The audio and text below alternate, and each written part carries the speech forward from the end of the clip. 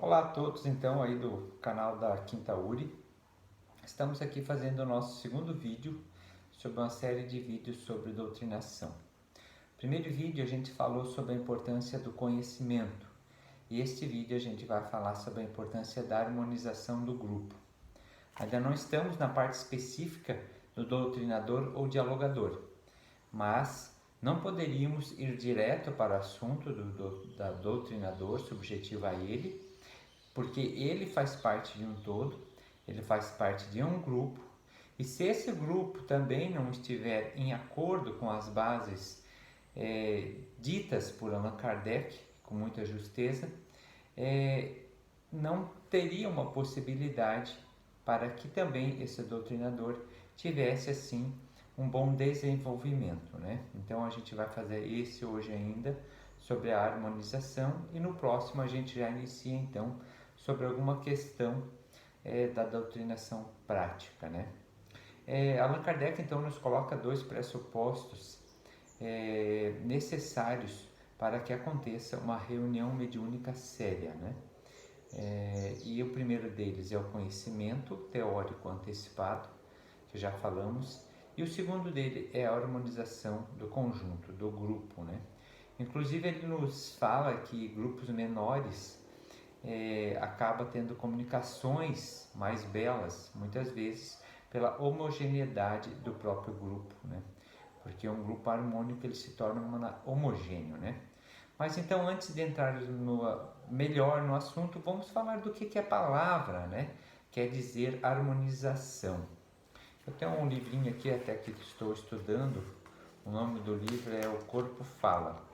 E justamente num capítulo ele vai falar da harmonia.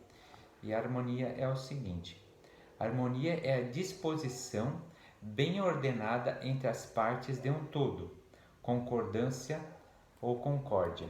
Então, a harmonia, que é uma palavra que surgiu lá na Grécia já, lá na linha de Pitágoras, já quando eles vão colocar a harmonia da natureza, a harmonia dos números dentro da matemática, né? E esse livro aqui, que é o Corpo Fala, não é um livro espírita, né? Mas é um livro que nos traz também conhecimento e podemos usar desse conhecimento. Ele também vai nos afirmar que a ciência já comprovou que o nosso corpo ele está preparado fisiologicamente para identificar o que está harmônico e o que não está harmônico. E nós poderíamos fazer um teste simples quando escutamos uma música bem afinada. Mesmo que eu não entenda de música, aquilo me faz bem aos ouvidos, né? Ele me faz bem ao ser. Dependendo da música, ele pode me acalmar, ele pode levar a um estado de alegria, quando ela está harmônica.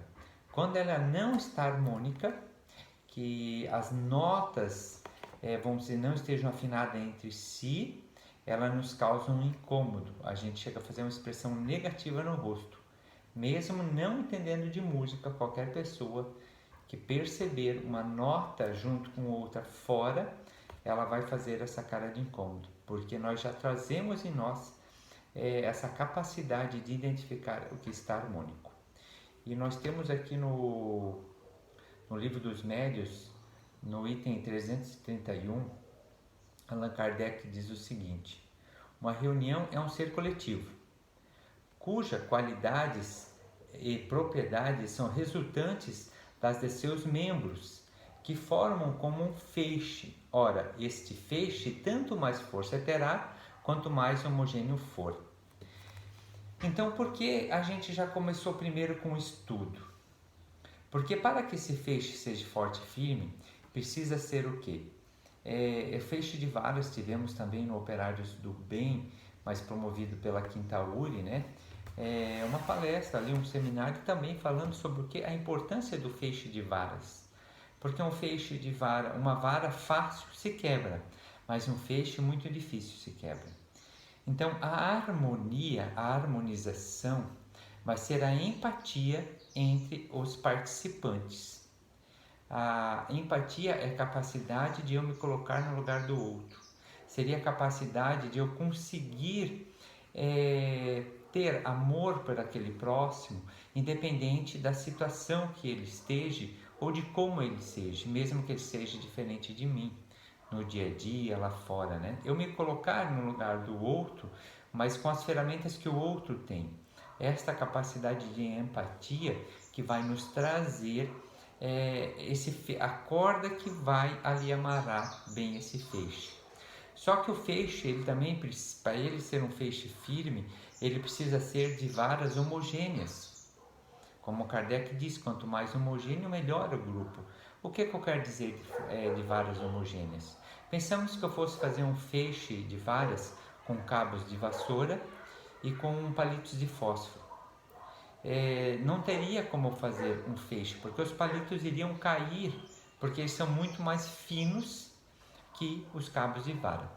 Uma analogia bastante simples, mas que é compreensível. Então, o estudo é o que vai fazer com que essas varas tenham uma espessura parecida, não idêntica, mas parecida, com que possa caber no mesmo feixe, né? E por que eu digo parecida? Porque nós vivemos hoje em casas onde constantemente entram pessoas novas, né? Em um grupo, por exemplo, que talvez já esteja mais antigo. Allan Kardec até nos sugere que a partir do momento que você estivesse já com um grupo firme, forte, trabalhando, raramente deveria entrar pessoas novas nesse grupo. E se entrasse, deveria ter critérios. Temos também aqui também do livro dos médiuns, aqui da Revista Espírita, de 1861, página 538. Allan Kardec diz assim, infelizmente, quando criamos um grupo, somos muito pouco rigorosos na escolha, porque antes de tudo queremos formar um núcleo. Para nele ser admitido, basta, na maioria das vezes, um simples desejo ou uma simples adesão, qualquer as ideias gerais do Espiritismo. Só mais tarde é que perceberemos ter facilitado demasiadamente a admissão. Então aqui Kardec está falando o que estava acontecendo naquela época, lá em 1861, que muitos grupos eles admitiam muito fácil as pessoas. Bastava querer, que alguém tem uma vontade, vamos chegar, vamos fazer parte do grupo. E Allan Kardec, então, com isso, ele vai escrevendo suas obras, percebendo o que aconteceu, e a gente vê que isso ainda é muito atual, porque não é a falta de caridade com alguém que queira participar, só que essa participação, ele tem o seu lugar, né?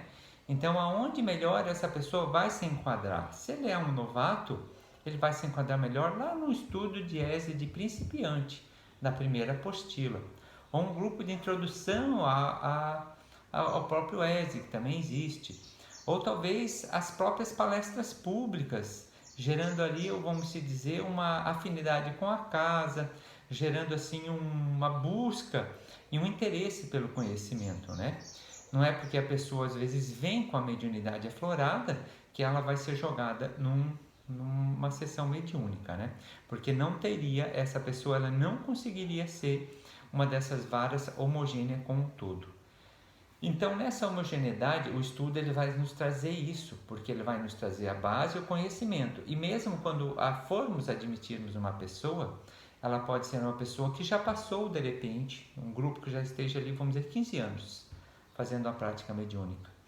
E essa pessoa, ela chegou na casa, ela começou nas palestras, vinha no passe, aí então foi sugerido ela fazer um ESD. Quando ela acabou o ESD, então ela entra no grupo de harmonização, de estudo. Aí depois que ela se harmoniza com esse grupo de estudo, ela começa então a praticar junto, ali na segunda corrente, talvez, né? Vamos dizer, o trabalho da mediunidade, para que daí ela não vai estar exatamente como as pessoas já que estão mais tempo.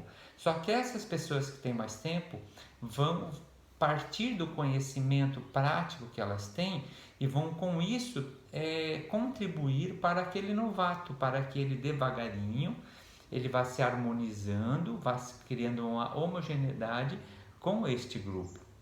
Mas se for um grupo que toda hora começar a entrar gente nova e sair, gente nova e sair, segundo Allan Kardec, esse grupo muito dificilmente ele vai ter uma boa harmonização, né?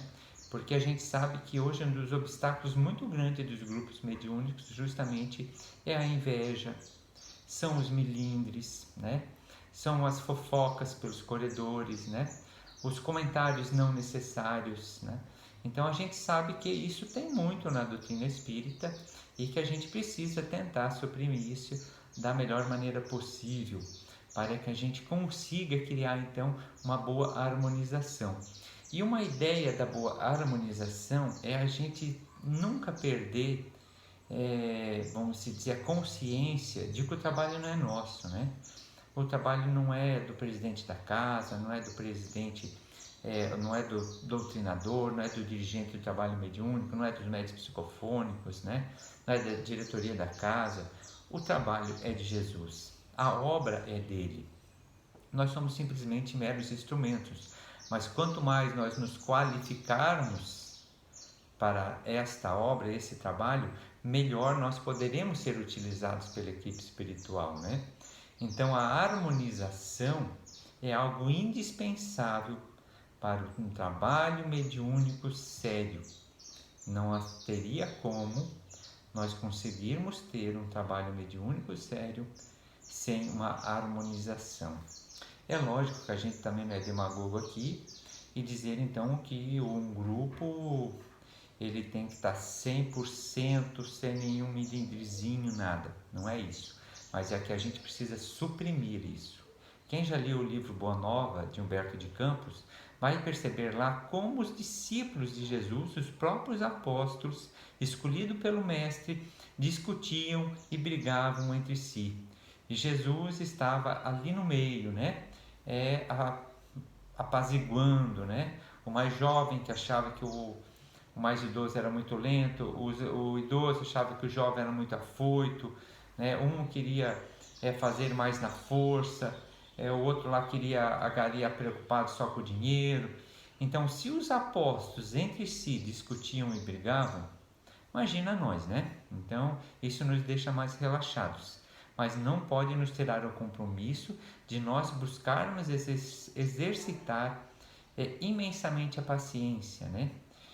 De saber que se um dia eu faltei a qualquer tipo de trabalho na casa espírita, ou deixei uma casa espírita, porque alguém desta casa, ele não, vamos se dizer, ele não falou alguma coisa que eu não gostei, por causa de pessoas, eu não compreendi ainda a obra realmente de Jesus, né?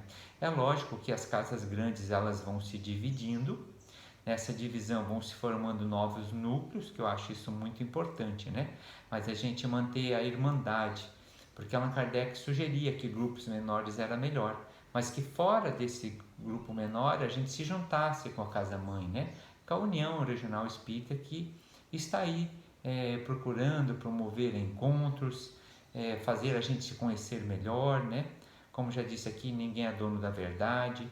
Estamos aqui simplesmente para trazer algumas reflexões, pensarmos juntos, usarmos essa tecnologia, como Paulo de Tarso, né, quando estava na prisão, usa aquilo que tu tem, e ele tinha as cartas, então ele pôde escrever da própria prisão, né? E até hoje nós temos as cartas aí.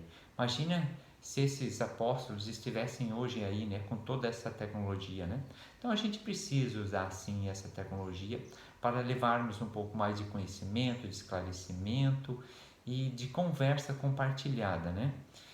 A minha primeira ideia próxima de a gente fazer algum encontro na área de mediunidade não vai ser fazer seminário, mas vai ser fazer um encontro para a gente bater papo, para a gente conversar, fazer grupos, conversar, bater papo, grupo de 4, de 5, todos juntos, mas bastante descontraído, né? Falar o que, porque muitas vezes a gente vai aprender com a forma de repente que o missionário faz na casa dele. De repente vamos aprender como o pessoal lá em Getúlio está fazendo, né? E um vai passando as experiências para os outros. Porque nós temos duas formas de aprender: com o que fizemos de positivo, copiarmos as coisas boas, e as coisas que não deram certo, né? Então a gente tem essas duas formas. Ó, desse jeito não deu certo lá na nossa casa. Ah, mas desse jeito deu certo lá. E assim a gente vai buscando essa compreensão. Então o assunto de hoje é mais apenas para a gente saber que há uma necessidade de harmonização muito forte. A ideia principal disso seria o quê? Que a casa tivesse um dia de estudo específico, né? Então, se ela tem mediúnico toda semana, ok, mas que ela tenha, ou se ela tenha mediúnico uma semana mediúnico, outra semana estudo da mediunidade, e esse estudo da mediunidade pode ser o estudo da harmonização, só que então, ou um dia de mediúnico, um dia de estudo, só que o estudo da harmonização, a ideia não seria ser aquela preleção de estudo após o mediúnico, né? Que após o mediúnico é bom a gente fazer um pequeno estudo, comentar sobre o que aconteceu, né? O que aconteceu na sessão mediúnica naquele momento. Para que aquilo está fresco na mente, para que depois a gente saia da casa, não saia com dúvidas e não saia comentando com outros fora da casa, porque isso não faz bem, principalmente para os médios ostensivos. Eles podem estar atraindo novamente energias que justamente são para ficar na casa. Então esse estudo, que deve ser um estudo curto, né, pequeno, uma conversa após o trabalho mediúnico, não serviria para o estudo de harmonização. O ideal realmente seria ser um dia separado, só de estudo, né? E que ele fosse no máximo a cada 14 dias, porque se for fazer a cada 30 dias, demora muito. E que nesse estudo se tivesse a questão de estudo teórico, mas que se tivesse muito um tempo também para quê? Para que a gente pudesse falar da gente, da casa, como a casa está, do que podemos melhorar ou não, como está o trabalho mediúnico. Isso eu falo da casa quando a diretoria, quando a casa é menor, ela consegue colocar todos os associados da casa num estudo de harmonização, independente dele participar de mediúnico ou não. Isso seria o ideal. Mas a gente sabe que hoje tem casas com muitas pessoas, isso não dá. Então, pelo menos aquele grupo dos trabalhadores, então, na área da mediunidade, né? Mas o ideal seria com que todos os associados da casa pudessem participar dessa harmonização, né? Porque essa ideia, como diz também, tem um livro aqui promovido pela FEB, de a pouco eu vou achar ele aqui. Vamos ver se eu acho aqui. Mas é um livro de desafios, depois eu posto ali qualquer coisa, mas são desafios da mediunidade, de Carlos Capetti, da FEB. Então ele diz que o estudo ele não substitui o estudo da harmonização, estudos de mediunidade, estudo de livro, que a harmonização é extremamente necessária, né? E que essa harmonização não seria apenas agora achei aqui, ó. Carlos Capetti e Vera Capetti, página 55. Trabalho mediúnico, desafios e possibilidades. É o nome do livro, né? Editado pela FEB. O estudo doutrinário, por exemplo, estudo sistematizado da doutrina espírita, estudo de obras básicas, não substitui assim o estudo de harmonização, que se faz indispensável para a preparação específica de trabalhadores para a área da mediunidade. Então eles vêm confirmando o que a gente vem falando aqui. Então nesse contexto seria importante que todos os associados da casa pudessem participar, para que a casa em si, e não apenas os trabalhadores da mediunidade, estivessem em harmonização com aquele propósito da caridade, aquele propósito do trabalho para o próximo, o trabalho na obra de Jesus, onde a obra não é nossa, justamente para que a gente possa se libertar dos enguiços, né, que acontecem muitas vezes naturalmente entre os seres humanos, né? Somos falíveis, como a gente já disse aqui, né? Então foi um assunto bastante básico, assim por se dizer, mas tem uma importância muito grande, né? Para não ficar o nosso vídeo longo também, a gente quer fazer vídeos curtos, mas na próxima a gente já traz então um pouco sobre como buscar o conhecimento para o doutrinador. O que falar, como dizer, então a gente vai começar a falar um pouco disso, né? E a gente teria duas linhas ainda, né, a se falar, que vai ser o quê? É a casa que já tem trabalho mediúnico, que daí ela fica muito mais fácil, e as casas novas, que ainda não tem, que daí fica um pouquinho mais difícil, né? Mas para as casas que já tem, né, então ali ele já fica um pouquinho mais fácil, mas vamos tratar disso aí no próximo vídeo, ok? Então, uma ótima noite ou dia, né, conforme o horário que estiverem vendo a todos. Fiquem com Deus. Grande abraço.